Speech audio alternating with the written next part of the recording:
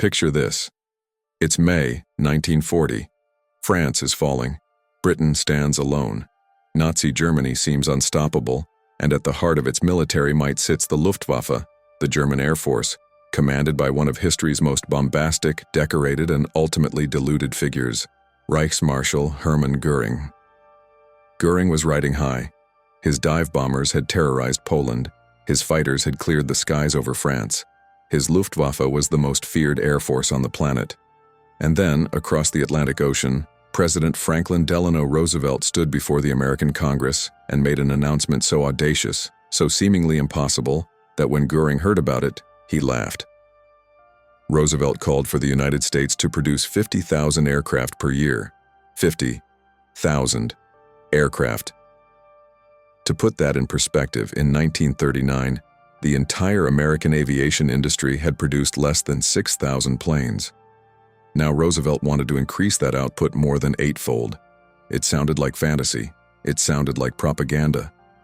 To Hermann Göring, supremely confident in German superiority and industrial might, it sounded like a joke. But this is the story of how that joke became Germany's nightmare. This is the story of American industrial might unleashed. This is the story of how Hermann Göring's laughter turned to silence as the skies over Europe darkened, not with German aircraft, but with an endless armada of American-built bombers and fighters that would ultimately crush the Third Reich. To understand this story, we need to understand Hermann Göring. Born in 1893 into a well-connected family, Göring was a genuine World War I ace, credited with 22 aerial victories. He commanded the famous Jagdgeschwader I, the Flying Circus, previously led by the legendary Red Baron Manfred von Richthofen. Göring was a recipient of the Pour le Mérite, Imperial Germany's highest military honor. He was a legitimate war hero. After Germany's defeat in World War I, Göring found himself adrift. He worked as a commercial pilot in Scandinavia, where he met and married a Swedish baroness. But the pull of German nationalism proved too strong. In the early 1920s, he returned to Munich and attended a political rally that would change his life forever. The speaker was Adolf Hitler. Göring joined the nascent Nazi Party in 1922, becoming one of Hitler's earliest and most devoted followers. He participated in the failed Beer Hall Putsch in 1923, where he was shot in the groin and forced to flee Germany. During his exile and recovery, he became addicted to morphine, an addiction that would plague him for the rest of his life. When the Nazis seized power in 1933, Göring's loyalty was rewarded with extraordinary power. He became Minister of Aviation and commander of the newly formed Luftwaffe. He also served as head of the four-year plan, giving him control over much of Germany's economy. He founded the Gestapo. He established the first concentration camps. He accumulated wealth, art, estates, and titles with insatiable greed. At his peak, he held more than a dozen major positions in the Nazi government. But his greatest pride was the Luftwaffe. Göring poured resources into building an air force that would make Germany invincible. By 1940, he had succeeded beyond even his own expectations. The Luftwaffe had proven itself the most effective air force in the world. It had pioneered combined arms tactics, working seamlessly with ground forces to execute the revolutionary concept of blitzkrieg, lightning war. Poland had fallen in weeks. Denmark and Norway had been secured. France, the nation that had humiliated Germany in 1918, had been brought to its knees in just 6 weeks. The British Expeditionary Force had been evacuated from Dunkirk, abandoning most of its heavy equipment. Germany stood master of Europe from the Atlantic to Poland, from Norway to the Mediterranean. Göring was at the zenith of his power and prestige. He was Hitler's designated successor. He wore specially designed uniforms dripping with medals and decorations. He lived in palatial splendor, and he was absolutely convinced of German and personal superiority. So when reports arrived that the American president had called for 50,000 aircraft per year, Göring's reaction was entirely predictable. He laughed. To Göring and his staff, Roosevelt's announcement seemed divorced from reality. The mathematics alone appeared absurd. 50,000 aircraft per year meant producing approximately 137 aircraft every single day without exception for an entire year. That was one aircraft every 10 minutes around the clock. The Germans had intelligence on American industrial capacity. They knew that in 1939, American aircraft production had totaled only 5,856 planes, and most of those were civilian aircraft, trainers, or outdated military models. The idea that American production could increase by a factor of 8 or 9 in just a couple of years seemed not merely ambitious but delusional. Moreover, from the German perspective, aircraft manufacturing was a craftsman's art.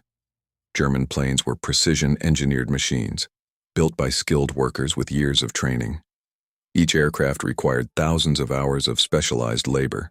The Messerschmitt Bf 109 fighter, the backbone of the Luftwaffe, was an example of sophisticated engineering, a thoroughbred aircraft that couldn't simply be mass-produced like automobiles. Or so the Germans thought. The German intelligence assessment concluded that Roosevelt's figure was propaganda aimed at boosting American morale and frightening the Axis powers. It was dismissed as typical American braggadocio, all talk and no substance. After all, the United States had a tradition of isolationism. Americans had shown no stomach for European conflicts. They had sat out the first years of the war while Poland, France, and Britain bled. What reason was there to believe they would suddenly become the arsenal of democracy, as Roosevelt had proclaimed? Göring himself reportedly said that if America ever produced 50,000 planes a year, he would eat his famous collection of military decorations. Some accounts suggest he made even cruder boasts, involving his anatomy rather than his medals. The exact words may vary in the retelling, but the sentiment was crystal clear. Hermann Göring thought Roosevelt's plan was impossible, and he wasn't shy about saying so. But Göring had made a catastrophic miscalculation. He had fundamentally misunderstood what America was capable of. He had confused America's reluctance to enter the war with inability to wage it. He had mistaken America's industrial methods for American weakness. And he had failed to grasp that while German aircraft were products of craftsmanship, American aircraft would become products of an entirely different philosophy, mass production on an unprecedented scale. To understand what happened next, we need to understand what made America different. In the 1930s, the United States had developed mass production techniques that were revolutionary. Henry Ford had pioneered the assembly line for automobiles. American factories had learned to break down complex manufacturing processes into simple, repeatable steps that could be performed by workers with minimal training. Standardization, interchangeable parts, and vertical integration had made American industry the most productive on Earth. By 1940, the United States possessed several unique advantages that no other nation could match. First, geography. America was protected by 2 vast oceans. While European factories were bombed, American factories would operate in complete safety. There would be no air raids on Detroit, no submarines sinking supply ships bound for American ports. Every factory, every worker, every resource in the continental United States was invulnerable to enemy attack. Second, resources. America had virtually unlimited natural resources: iron ore from Minnesota, oil from Texas and Oklahoma, aluminum from massive new smelters powered by hydroelectric dams. The United States wouldn't need to import strategic materials through submarine-infested waters or negotiate with neutral nations. Everything needed to build an air force could be found within American borders. Third, industrial capacity. The Great Depression had left American factories operating well below capacity. There were millions of unemployed workers ready to fill factory floors. There were mothballed production facilities that could be reactivated. There was, in short, enormous slack in the American economy that could be mobilized for war production. Fourth, and perhaps most important, there was a culture of industrial innovation. American engineers didn't see aircraft as masterwork pieces of craftsmanship. They saw them as problems in industrial engineering. Could the manufacturing process be simplified? Could parts be standardized? Could unskilled or semi-skilled workers replace master craftsmen? Could new materials or new techniques speed production? Roosevelt's call for 50,000 aircraft unleashed this industrial culture. The government offered cost-plus contracts that guaranteed profits. Military brass laid out specifications for the planes they needed, and American industry responded with breathtaking speed. William Knudsen, former president of General Motors, was brought in to lead the Office of Production Management. Knudsen understood mass production better than perhaps any man alive. Under his leadership, automobile factories began converting to aircraft production. Ford's massive Willow Run plant was built specifically to produce B-24 Liberator bombers. The facility was so large, over 3 million square feet under one roof, that it had its own climate. Workers drove cars from one end to the other.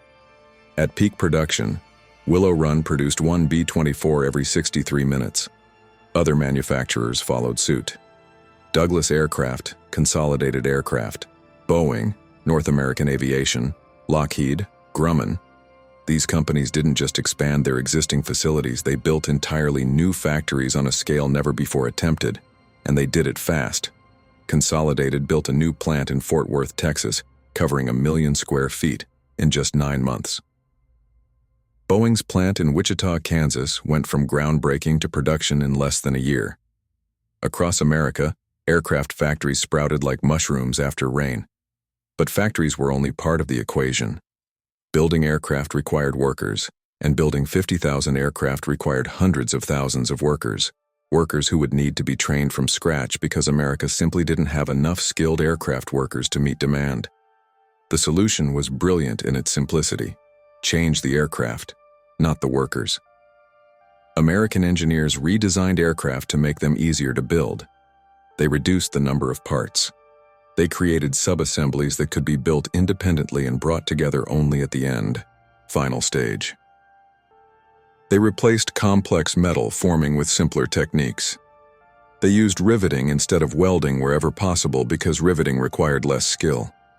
The result was that American aircraft, while perhaps not as refined as their German counterparts, were much easier to produce in quantity. And quantity, as it turned out, would matter far more than marginal quality advantages. Women entered the workforce in unprecedented numbers. Rosie the Riveter became an iconic symbol, but she represented millions of real women who had never worked in manufacturing before but learned quickly and worked tirelessly.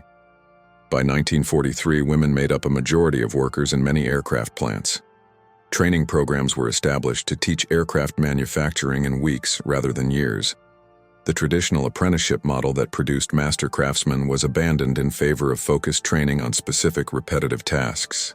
A worker might spend 8 hours a day, 6 days a week, installing one type of component and become remarkably fast and accurate at that specific job. The results began to show almost immediately. In 1940, American aircraft production reached 12,804 planes, more than double the previous year's output.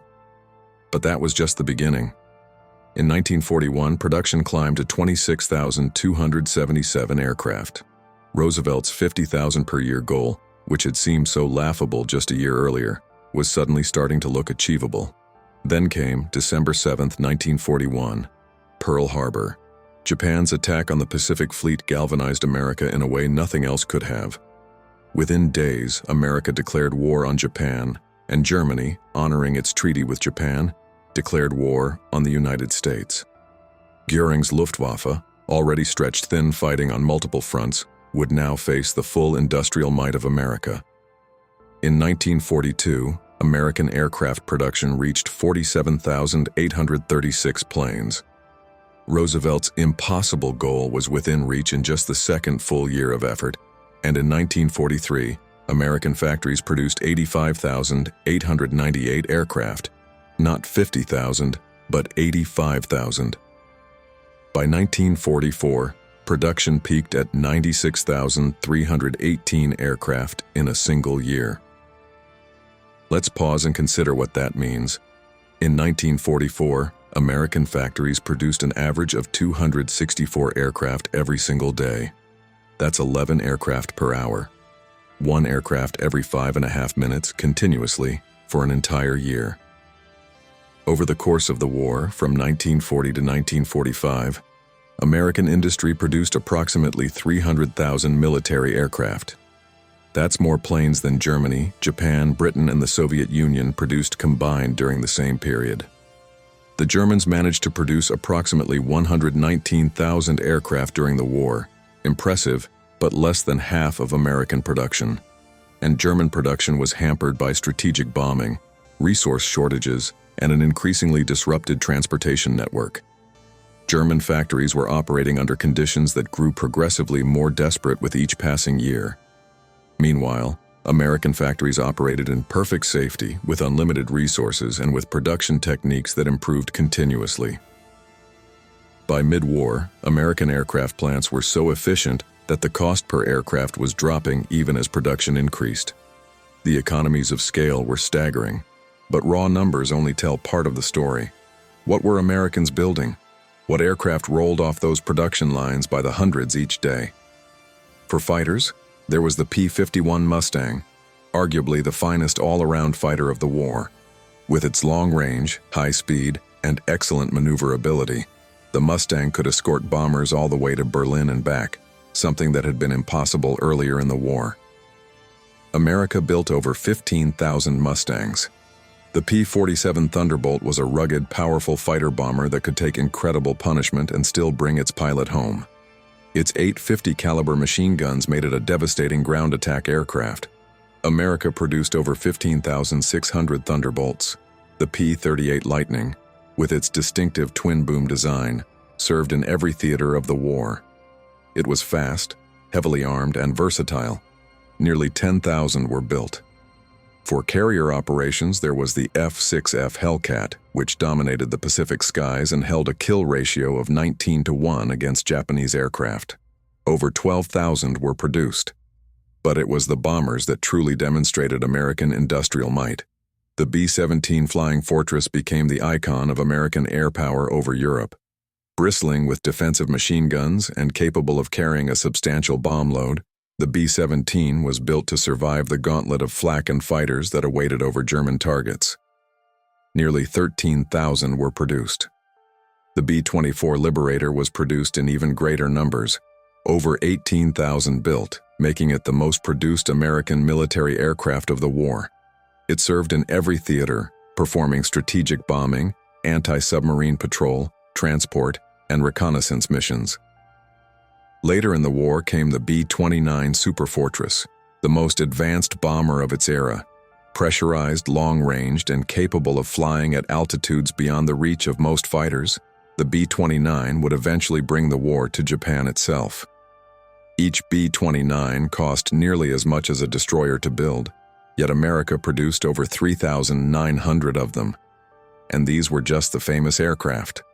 America also produced tens of thousands of trainers, transports, reconnaissance planes, patrol bombers, dive bombers, torpedo bombers, and other specialized aircraft. The sheer variety and volume was overwhelming. By 1943, America was producing more aircraft in a month than Italy produced during the entire war. By 1944, America was outproducing Germany by a factor of 3-1. And remember, German production had to be split between the Eastern Front, the Mediterranean, the Western Front, and homeland defense. American aircraft could be concentrated where they were needed most. Back in Germany, the laughter had stopped. By late 1942, Göring was no longer making boasts about American production. Reports from Luftwaffe pilots returning from missions told a sobering story. The skies were becoming crowded with American aircraft. In North Africa, American P-40 Warhawks and P-38 Lightnings contested the skies with the Luftwaffe. In the Mediterranean, B-17 and B-24s began systematic bombing campaigns against Italian and German targets. And in Britain, the mighty 8th Air Force was assembling the largest concentration of air power the world had ever seen. The strategic bombing campaign against Germany began in earnest in 1943. At first, German defenses took a terrible toll on American bombers. The raids deep into Germany without fighter escort resulted in unsustainable losses. The Luftwaffe's experienced pilots and formidable fighters, the Focke-Wulf FW-190 and Messerschmitt Bf-109, proved deadly. Missions like the Second Schweinfurt raid in October 1943 cost the 8th Air Force 60 bombers in a single day. 600 men killed, wounded, or captured. But America could replace those losses. In a month, American factories could produce more bombers than were lost in the worst raids. Experienced crews were harder to replace, certainly, but the training pipeline was also expanding. America graduated thousands of pilots, navigators, bombardiers, and gunners every month. Germany couldn't match that rate of replacement. When an experienced Luftwaffe pilot was killed, he represented years of training and irreplaceable combat experience. German training programs were steadily degraded as the war progressed. By 1944, Luftwaffe pilots were going into combat with far fewer training hours than their American opponents. And then came the P-51 Mustang with long-range drop tanks. Suddenly, American bombers had escorts that could accompany them all the way to targets deep in Germany. The Mustang proved superior to German fighters in most respects, faster than the Bf-109, more maneuverable than the FW-190, and available in numbers the Germans couldn't match. Göring himself reportedly said that when he saw American fighters over Berlin, he knew the war was lost. The psychological impact of American aircraft penetrating to the heart of the Reich was devastating to German morale. The Luftwaffe fought desperately. German engineers developed jet aircraft like the Me-262, which was far faster than any Allied piston-engine fighter. But even this technological leap couldn't overcome the numerical disadvantage. Germany produced fewer than 1,400 Me-262s during the war, and many never became operational due to fuel shortages, lack of trained pilots, or simple shortage of spare parts. For every Me-262, America was producing dozens of Mustangs, Thunderbolts, and Lightnings. For every German bomber destroyed by a jet fighter, 10 more took its place. The arithmetic of attrition was brutally simple. Germany was being overwhelmed. But we must remember that behind these statistics were human beings. Every aircraft represented pilots and crews risking their lives. The strategic bombing campaign over Europe was extraordinarily dangerous.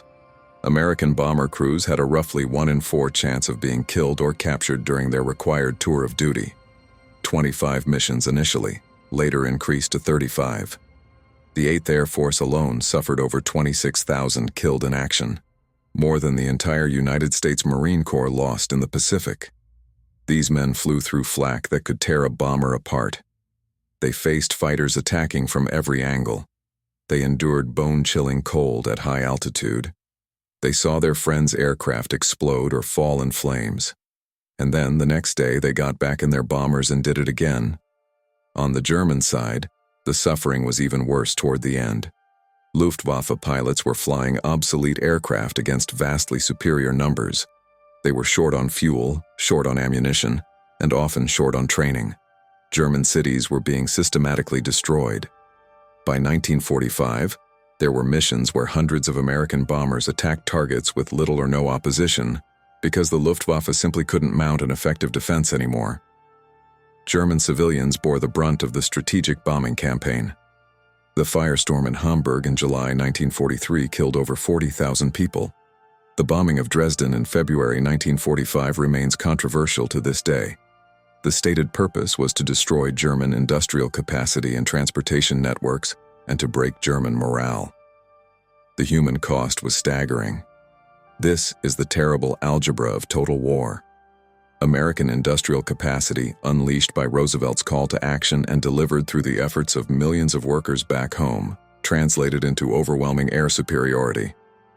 That air superiority helped win the war, but at a tremendous cost in human lives on all sides. While this story has focused primarily on Europe, we should note that American aircraft production was fighting a two-front war.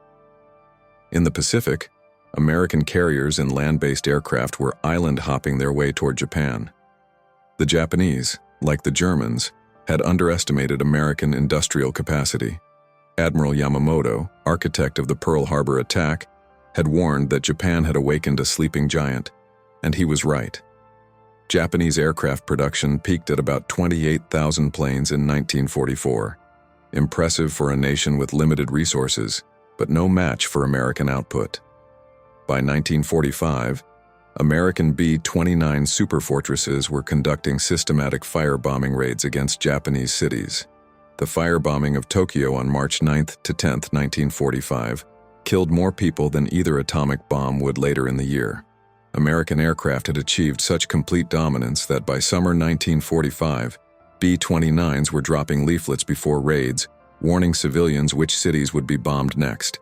confident that Japan's air defenses couldn't stop them. The atomic bombs that ended the war in August 1945 were delivered by B-29s, the most sophisticated product of America's aircraft industry. As for Hermann Göring, the man who had laughed at Roosevelt's ambitious plans, his fall was as dramatic as his rise had been meteoric. By 1943, Hitler had lost confidence in his Reichsmarschall. The failure to prevent Allied bombing of German cities had made Göring a scapegoat. His morphine addiction worsened. His extravagant lifestyle continued even as Germany spiraled toward collapse, making him increasingly despised. After Hitler's suicide in April 1945, Göring was captured by American troops. He was tried at Nuremberg for war crimes and crimes against humanity. Convicted on all counts, he was sentenced to death by hanging. On October 15, 1946, hours before his scheduled execution, Göring committed suicide by ingesting cyanide he had hidden. In his final days, Göring was confronted with the scale of American aircraft production. The numbers that he had dismissed as propaganda turned out to be conservative. Roosevelt had called for 50,000 planes per year, and America had exceeded that target in 3 consecutive years, peaking at nearly 100,000 in 1944. There is no record of Göring ever acknowledging how catastrophically wrong he had been about American industrial capacity. But the evidence was literally overhead. Thousands upon thousands of American aircraft that had dominated the skies over Europe made the Luftwaffe irrelevant and helped reduce Nazi Germany to rubble. The story of Roosevelt's call for 50,000 aircraft and Göring's dismissive laughter carries lessons that resonate far beyond World War II. First, it demonstrates the danger of underestimating potential opponents. Göring looked at American production in 1939 and assumed that represented American capability. He failed to recognize that America was operating far below its potential capacity. Germany was already at nearly full war production by 1939. America hadn't even started. Göring mistook the difference between current performance and maximum capability. Second, it shows the power of different approaches to manufacturing. German aircraft were masterworks of engineering, built by craftsmen. American aircraft were products of industrial engineering, built by workers trained to perform specific tasks quickly and efficiently. Both approaches produced effective aircraft, but only one could scale to meet the demands of global warfare. Third, it illustrates how geography and resources matter. Germany had to import resources through increasingly dangerous supply lines. Its factories could be bombed. America had unlimited resources within invulnerable borders. That asymmetry proved decisive. Fourth, it demonstrates the importance of civilian industrial capacity to modern warfare. The Battle of Midway, the landings at Normandy, the drive across France, all of these relied on American industrial might. Wars are won not just by soldiers at the front, but by workers in factories, farmers in fields, and miners extracting resources. Roosevelt understood this, which is why he called America the arsenal of democracy. Finally, it shows the danger of hubris. Göring was so confident in German superiority that he couldn't imagine America might surpass German production by a factor of 3 or 4 to 1. His laughter in 1940 was the sound of supreme confidence. His silence in 1945 was the sound of utter defeat. From May 1940, when Roosevelt called for 50,000 aircraft, to August 1945, when the last B-29 dropped the last bomb, American industry produced approximately 300,000 military aircraft. To put that in perspective, if you lined up all the aircraft America built during World War II wingtip to wingtip, they would stretch for thousands of miles. Those aircraft helped turn the tide in North Africa, secured the Mediterranean, dominated the skies over Europe, island-hopped across the Pacific, and ultimately brought the Axis powers to unconditional surrender. Hermann Göring's laughter in 1940 was born of ignorance and arrogance. He couldn't imagine that a nation that seemed so reluctant to fight could, once committed, produce weapons of war on a scale never before seen in human history. He couldn't conceive that American factories, which had been building cars, refrigerators, and radios, could be retooled to build bombers and fighters by the tens of thousands. He learned. By the time the lesson was complete, his Luftwaffe had been swept from the skies. His nation lay in ruins, and he awaited trial for crimes against humanity. Roosevelt's call for 50,000 aircraft seemed impossible to Göring. It seemed audacious even to many Americans. But it turned out to be not just possible but conservative. American industry didn't just meet the goal, it shattered it, producing nearly twice that number in 1944 alone. The skeptics had been proven wrong in the most dramatic fashion imaginable. The joke was on Göring, and the laughter in the end belonged to history.